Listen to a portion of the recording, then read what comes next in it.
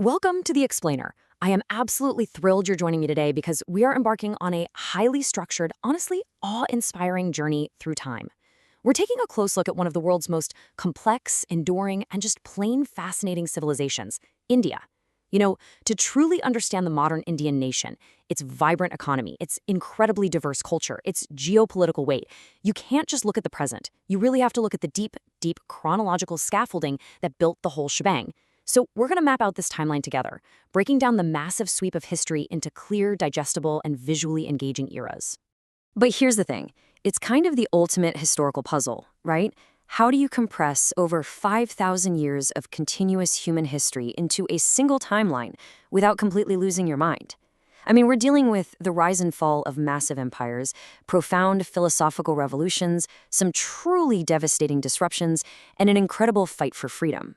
Okay, let's dive into this, because the absolute best way to handle this immense scale is by organizing it, by taking a step back and looking at the big picture, the grand architecture of time. So here is our roadmap for today. First, ancient roots and early empires. Second, the medieval period. Third, British rule and colonialism. And finally, number 4, the fight for independence. Let's get right to it. Part 1, ancient roots and early empires, the foundations. Our chronological scaffolding starts way, way back, around 2500 BC, with the Indus Valley Civilization. And guys, this was a total marvel of early urban planning and trade. Then, as we move forward to 1500 BC, we enter the Vedic period. This was a really profound era, where foundational philosophical texts, the Vedas, were composed. These texts deeply, deeply shaped the cultural and spiritual DNA of the subcontinent.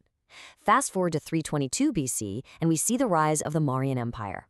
This is actually the first time the subcontinent was brought under a unified political umbrella. And finally, we hit 320 AD with the Gupta Empire. The flow here is just remarkable. We go from localized urban centers to expansive philosophical thought, to sheer political unification, and finally into a great classical age. I really want this number to sink in for a second. 1,000 years. The Indus Valley Civilization didn't just flash in the pan, it thrived for roughly a millennium. Think about the sheer scale of that. Before the pyramids were even considered old, ancient Indians were living in grid-planned cities with advanced drainage systems and standardized weights. This millennium of stability laid an incredibly deep, resilient root system for literally everything that followed on the subcontinent. Now, what's really interesting about this slide is how comparing these two massive early empires reveals a fascinating shift. On one hand, you have the Mauryan Empire. Their key contribution was establishing the first true pan-Indian empire, famous for Emperor Ashoka's policy of Dhamma, which was a remarkable early attempt at ruling through moral law and social harmony rather than just, brute military might. But then contrast that with the Gupta Empire several centuries later. This is widely considered India's golden age. The state sponsored phenomenal advancements in mathematics, including the actual conceptualization of zero, alongside profound explosions in classical arts and literature. So the Mauryans built the political borders, but the Guptas, they filled them with a cultural framework that still defines classical India today. Moving right along to part 2, the medieval period, complexity, and synthesis. Let's ground ourselves in the major power shifts that define this specific era.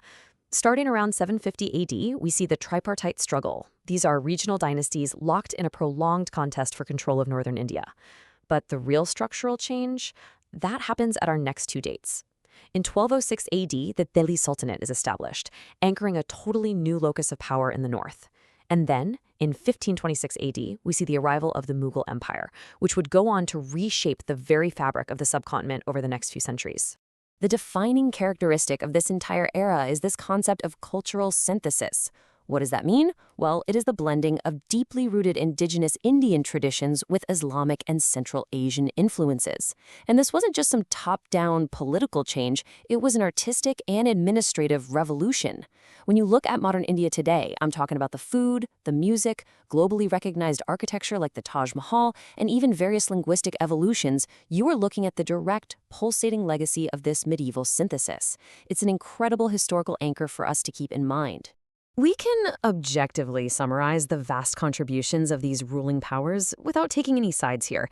The Delhi Sultanate, reigning for over 300 years, firmly introduced Islamic rule and distinct architectural forms to the subcontinent, which really laid a new urban foundation. Then the Mughal Empire takes over, spanning from 1526 all the way to 1857.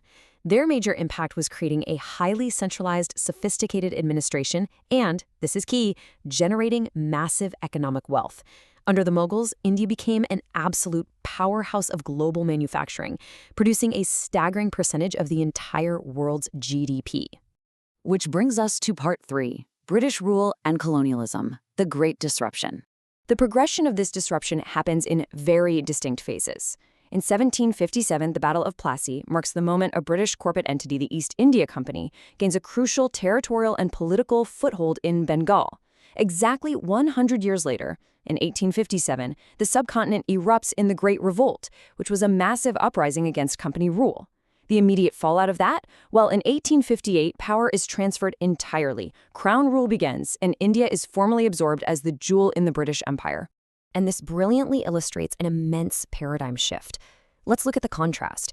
Pre-colonial India was defined by massive global economic output and highly autonomous, incredibly skilled local industries, particularly in textiles. Colonial India, however, brought about rapid deindustrialization. The economy was fundamentally restructured for wealth extraction. We're talking about shipping raw materials out and forcing manufactured British goods back in. Now, while it did bring administrative centralization and new infrastructure, things like railways, the primary function of this era was an extractive one. It fundamentally altered India's place in the global economic engine. You see, this wasn't an overnight conquest. It was a methodical, step-by-step process of control. Step 1, the East India Company establishes strict trade monopolies, slowly edging out European rivals and local merchants. Step 2, they use the immense profits from that trade to fund military expansion and the political annexation of diverse Indian kingdoms.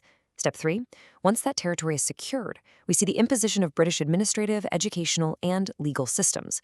This deeply embedded colonial control into the everyday life of the subcontinent.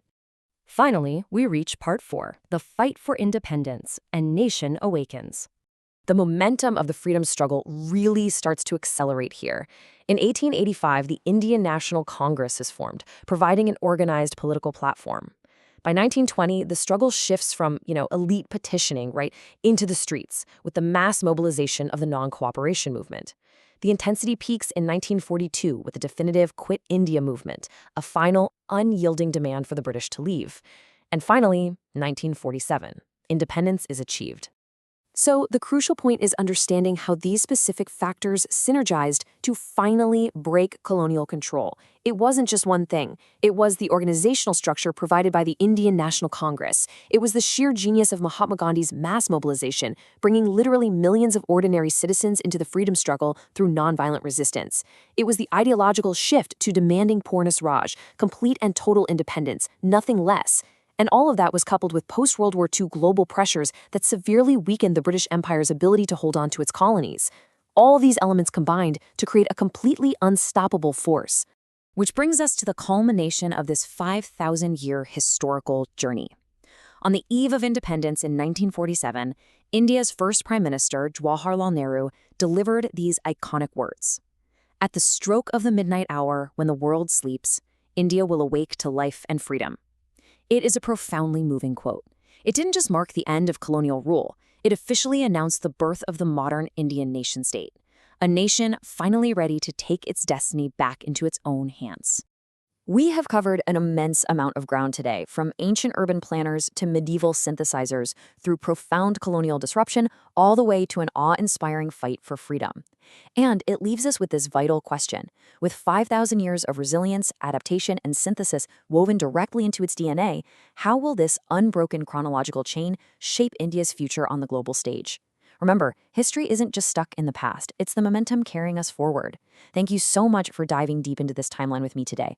Keep asking questions, keep looking at the structure of the past, and I'll see you in the next explainer.